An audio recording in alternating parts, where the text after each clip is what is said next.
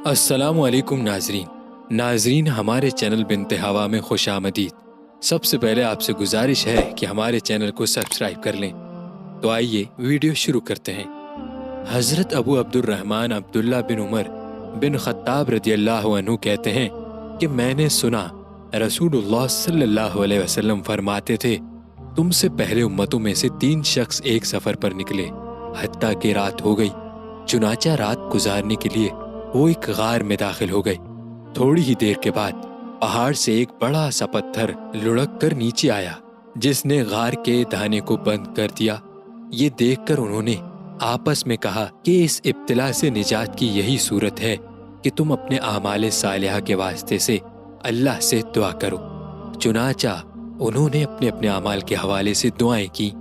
उनमें से एक आदमी ने कहा, या अल्लाह, तू जानता है मेरे बूढ़े माँ बाप थे और शाम को मैं सबसे पहले उन्हीं को दूध पिलाता था। उनसे पहले मैं अहलो अयाल को और खादमो गुलाम को नहीं पिलाता था। एक दिन दरख्तों की तलाश में मैं दूर निकल गया और जब वापस आया तो वालिदैन सो चुके थे। मैंने शाम का दूध दोहा और उनकी खिदमत में लेकर हाजिर हुआ तो देखा कि वो सोए हुए हैं। मैंने उन्हें जगाना पसंद किया और ना ही उनसे पहले अपने अहल और गुलामों को दूध पिलाना गवारा किया। मैं दूध का प्याला हाथ में पकड़े उनके सरहाने खड़ा उनके जागने का इंतजार करता रहा, जबकि बच्चे भूख के मारे मेरे कदमों में बिलबिलाते रहे। हत्ता कि सुबह हो गई, वो बेदार हुए और शाम के हिस्से का दूध पिया। या अल्लाह, अगर ये काम मैंने सिर्फ तेरी रजा के लिए किया था तो हम इस चट्टान की वजह से जिस मुसीबत में फंस गए हैं, इससे हमें निजात अता फरमा दे। चुनाचा उस दुआ के नतीजे में वो चट्टान थोड़ी सी सिरक गई, लेकिन अभी वो इससे बाहर नहीं निकल सकते थे। दूसरे शख्स ने दुआ की, या अल्लाह, मेरी चचादाद बहन थी जो मुझे सबसे ज्यादा महबूब थी। दूसरी रिवायत के अल्फाज ये हैं, मैं इससे इतनी शदीद मोहब्बत करता था जितनी कि ज्यादा से ज्यादा मोहब्बत मर्दों को औरतों से हो सकती है। चुनाचा मैंने एक मर्तबा उससे अपनी नफसानी ख्वाहिश पूरी करने का इरादा किया, लेकिन वो आमादा नहीं हुई और उसने इनकार कर दिया। हत्ता कि एक वक्त आया कि कहत साली ने उसे मेरे पास आने पर मजबूर कर दिया। मैंने उसे इस शराइत पर 120 दीनार दिए कि वो मेरे साथ खलवत इख्तियार करे। चुनाचा वो आमादा हो गई जब मैं उस पर कादिर हो गया और वो मेरे काबू में आ गई।